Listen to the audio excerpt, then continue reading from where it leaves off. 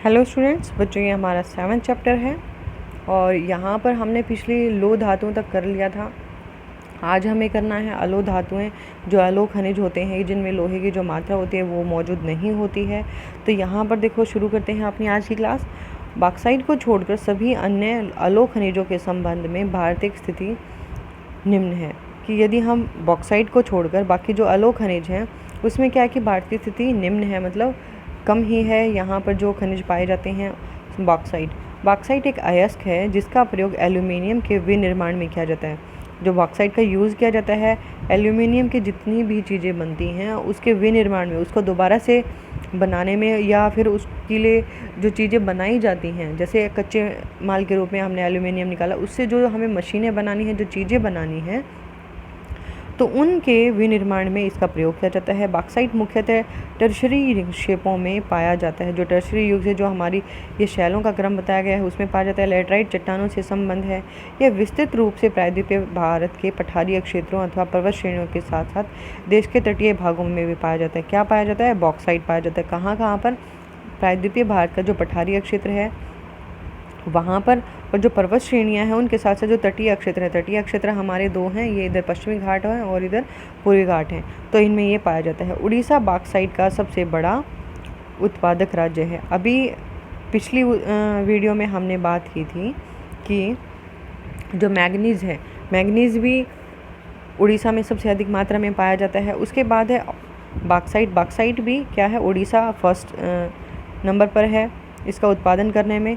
उसके बाद कालाहांडी तथा संबलपुर अग्रणी उत्पादक हैं। कालाहांडी तथा संबलपुर क्या है? और इसके अग्रणी उत्पादक हैं। दो अन्य क्षेत्रों, ये उड़ीसा के ही एरिया हैं जो अपने उत्पादन को बढ़ा रहे हैं। दो अन्य क्षेत्र भी हैं जो अपने उत्पादन को बढ़ा रहे हैं, वो हैं बोलनगिर तथा कोरापुट। झारखंड में लोहार डोगा जिले की पैटलैंड्स में इसके समृद्ध निक्षेप हैं। गुजरात, छत्तीसगढ़, मध्य प्रदेश एवं महाराष्ट्र अन्य प्रमुख उत्पादक राज्य हैं। गुजरात है, छत्तीसगढ़ है, मध्य प्रदेश एवं महाराष्ट्र इसके अन्य उत्पादक राज्य हैं। गुजरात के भावनगर और जामनगर में इसके प्रमुख निक्षेप हैं, मतलब इसके जमाव क्षेत्र हैं। छत्तीसगढ़ में बॉक्साइट निक्षेप छत्तीसगढ़ में कहाँ पर पाया जाता है? जौमरकंटक के जो पठार हैं उनमें पाया जाता है। जबकि मध्य प्रदेश में कटनी, जबलपुर तथा बालाघाट इन क्षेत्रों में बॉक्साइट के निक्षेप हैं, मतलब जमाव है। महाराष्ट्र में कोलाबा, थाने, रत्नागिरी, सतारा, पुणे तथा कोल्हापुर महत्वपूर्ण उत्पादक क्षेत्र हैं। उसके बाद है कर्नाटक, तमिलनाडु तथा गोवा बॉक्साइट के गौण उत्पादक राज्य की, वहाँ पर थोड़ी थोड़ी मात्रा में पाया जाता है। उसके बाद है तांबा। तांबा भारत में कहाँ कहाँ पर पाया जाता है?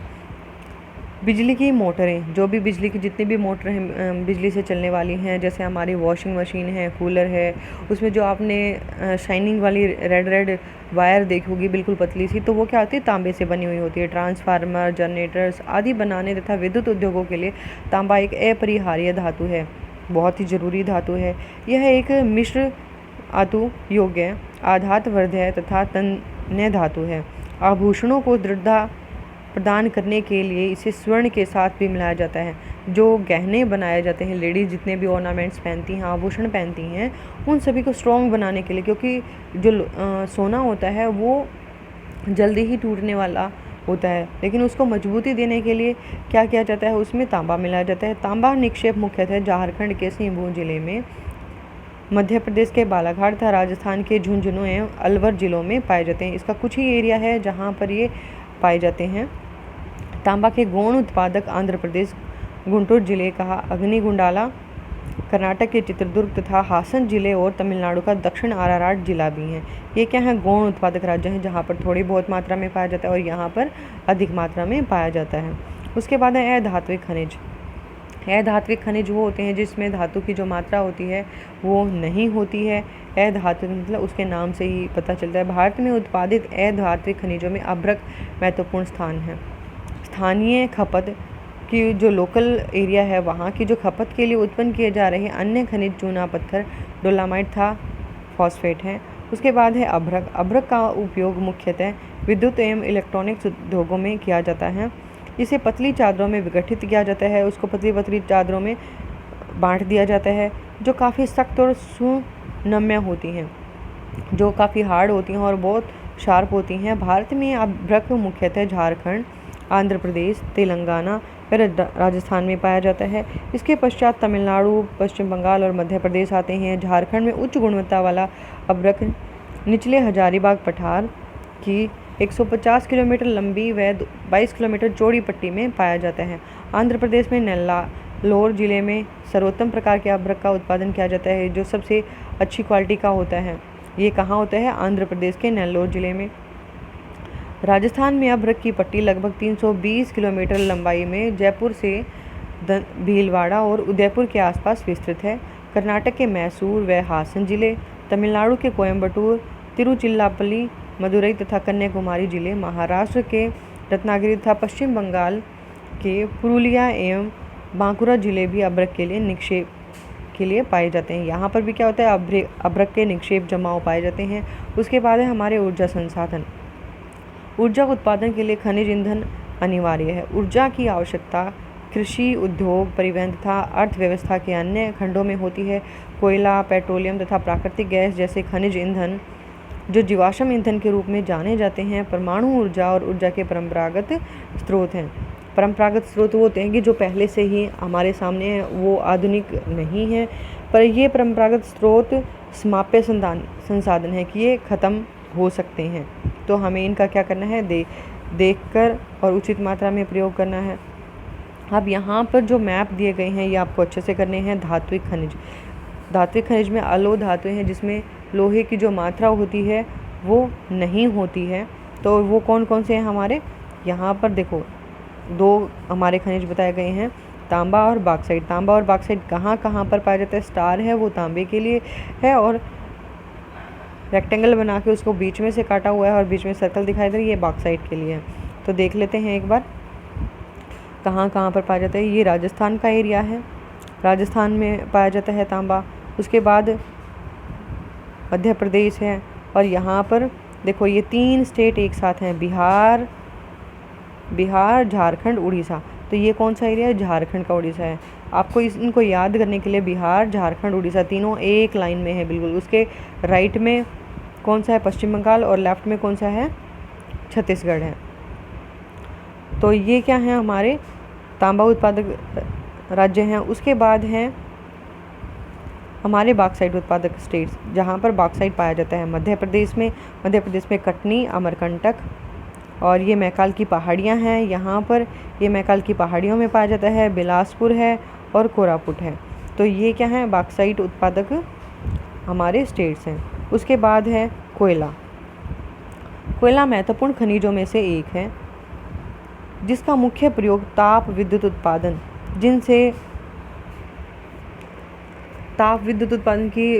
जिनसे बिजली पैदा की जाती है तथा लौह अयस्क के प्रकलन के लिए किया जाता है और लोहे के पिघलाने के लिए भी इसका प्रयोग किया जाता है। कोयला मुख्य रूप से 2 भूगर्भिक कालों की शैलक्रमों में पाया जाता है जिनके नाम हैं गोंडवाना और टर्शरी निक्षेप हैं। ये क्या हैं?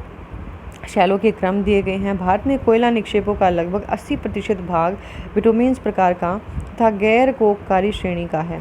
कि भारत में क्या है कि जो कोयले के जो निक्षेप हैं वो 80% किसके हैं? बिटुमेन्स के और गैर कोपकारी। ये भी क्या है? एक कोयले का ही प्रकार है। गोंडवाना कोयलों के प्रमुख संसाधन जो गोंडवाना कोयले के जो प्रमुख संसाधन है उसमें पश्चिम बंगाल और झारखंड, उड़ीसा, छत्तीसगढ़, मध्य प्रदेश, महाराष्ट्र और आंध्र प्रदेश में अवस्थित कोयला अक्षेत्र हैं। जो कोयले के अक्षेत्र हैं ये इन स्टेट्स में हैं। भारत में सर्वाधिक महत्वपूर्ण गोंडवाना कोयला अक्षेत्र दामोदर घाटी में स्थित है। ये झारखंड, बंगाल कोयला पट्टी में स्थित है। और इस प्रदेश के महत्वपूर्ण कोयला अक्षेत्र जो एरिया यहाँ पर बताए गए हैं रानीगंज, झरिया, बोकारो, गिरिडीह तथा कर्णपुरा झारखंड में है। झरिया सबसे बड़ा कोयला क्षेत्र है। जो झरिया है ये कहाँ पर है? ये सारे झारखंड में है, झरिया, रानीगंज और बोकारो। तो जो झरिया है वो कोयले के लिए बहुत फेमस है। जिसके बाद रानीगंज आता है। कोयले से संबद्ध अन्य नदी घाटियाँ गोदावरी, महानदी और सोन है। सर्वाधिक महत्वपूर्ण कोयला खनन केंद्र मध्य प्रदेश में सिंगरौली में है। तो देखो ये क्या है? नेवेली कोलफील्ड। नेवेली कहाँ है? तमिलनाडु में है, कोयले का क्षेत्र है। उसके बाद है ये हमारा परंपरागत ऊर्जा के स्रोत जिनसे हमें ऊर्जा मिलती है। तो देखो यहाँ पर कौन कौन से दिए गए हैं। कोयला क्षेत्र, कोयले की खानें, कोयला क्षेत्र जहाँ होगा वहीं पर कोयले की खानें होंगी। तेल क्षेत्र जहाँ से पेट्रोलियम और कच्चा तेल निकाला जाता है। मुख्य प्राकृतिक आरक्षित गैस, ऐसी गैसें जो जैसे नेचुरल गैस है, जैसे जो CNG वगैरह है, ये क्या है, प्राकृतिक गैसें हैं। HVJ प्राकृतिक गैस पाइपलाइन, ये क्या है, पाइपलाइनें हैं। तो ये आपको क्या करनी है, ये एक बार देख लेते हैं अच्छे से। कोयला क्षेत्र पहले देखते हैं। कोयला क्षेत्र, कोयला क्षेत्र हमें ये दिए गए हैं, ये हैं सारे हमारे कोयला क्षेत्र। कोयला कहाँ कहाँ पर पाया जाता है, ये वाला एरिया है, इधर वाला एरिया है, और ये हो गया यहाँ पर। उसके बाद ये नीचे वाला नेवेली का क्षेत्र है तमिलनाडु में। तो ये क्या थे, हमारे कोयला क्षेत्र जहाँ पर कोयला पाया जाता है। उसके बाद है कोयले की खानें। कोयले की खानें मैंने आपको बताया, जहाँ कोयला क्षेत्र है वहीं कोयले की खानें भी पाई जाती हैं। जैसे यहाँ नेवेली में है, सिंगरेनी में है, और यहाँ पर बोकारो, झरिया, रानीगंज पश्चिम बंगाल में है, तिलचर उड़ीसा में है, और कोरबा छत्तीसगढ़ में है, सिंगरौली मध्य प्रदेश में है, और इधर वाला एरिया है, यहाँ पर जो नॉर्थ ईस्ट का एरिया है वहाँ पर भी ये क्षेत्र पाए जाते हैं। उसके बाद है तेल क्षेत्र। तेल कहाँ कहाँ पर पाया जाता है।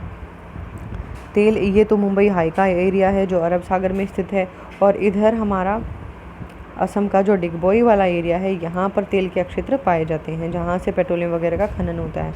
उसके बाद है जो आरक्षित गैसें हैं, ये हमारी कहाँ कहाँ पर हैं आरक्षित गैसें। एक ये राजस्थान में है, उसके बाद गुजरात में है, और यहाँ पर भी है मुंबई हाई में, और उसके बाद इधर जो त्रिपुरा है वहाँ पर, और ये इधर हमारा बंगाल की खाड़ी में है। उसके बाद HVJ प्राकृतिक गैस पाइपलाइन है।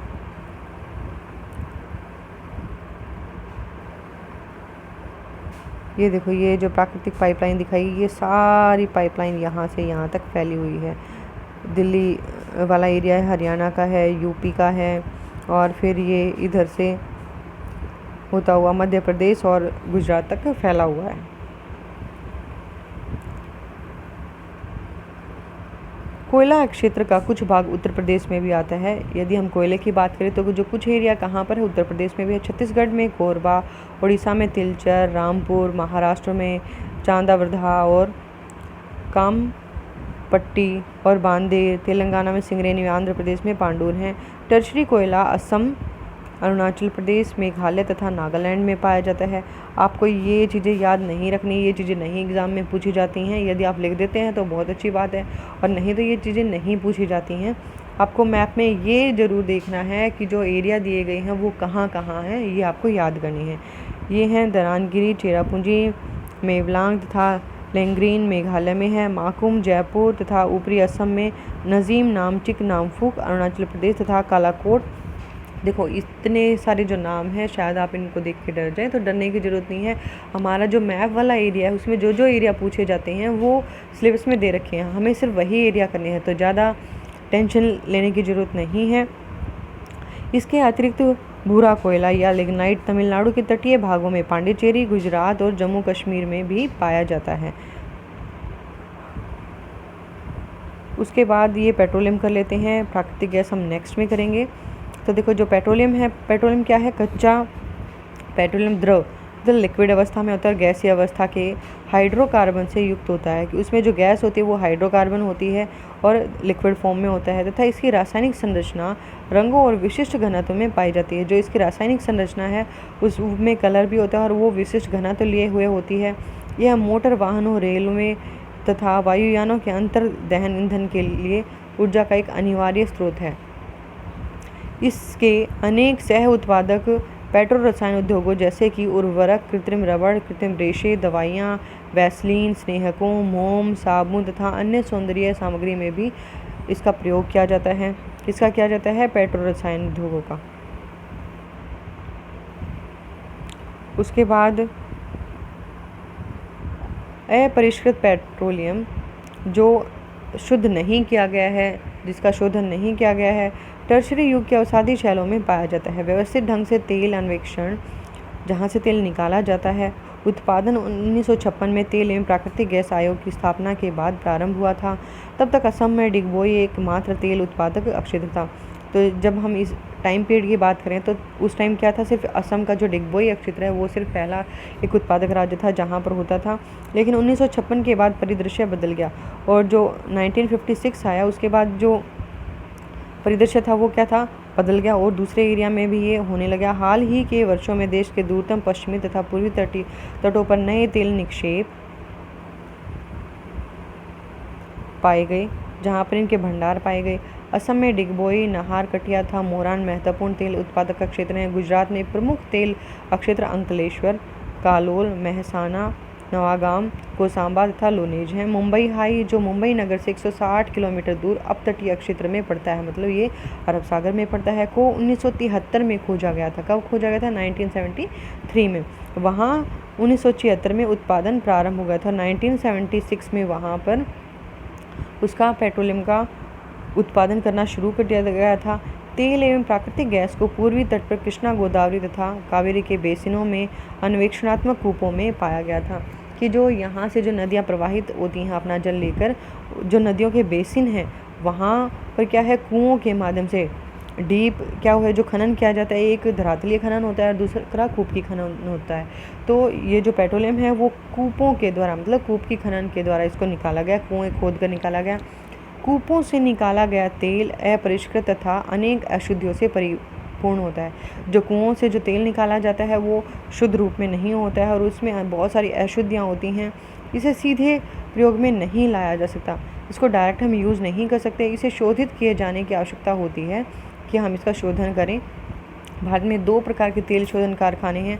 एक क्षेत्र आधारित जो एरिया बेस्ड होते हैं, कुछ होते हैं बाजार आधारित, कुछ जो बाजार होते हैं वहाँ पर उपलब्ध होते हैं। जैसे डिगबोई तेल शोधन कारखाना क्षेत्र आधारित है, डिगबोई आसाम में है, तो ये क्या है, बरौनी बाजार आधारित तेल शोधन कारखाना बरौनी कहाँ है, बिहार में है।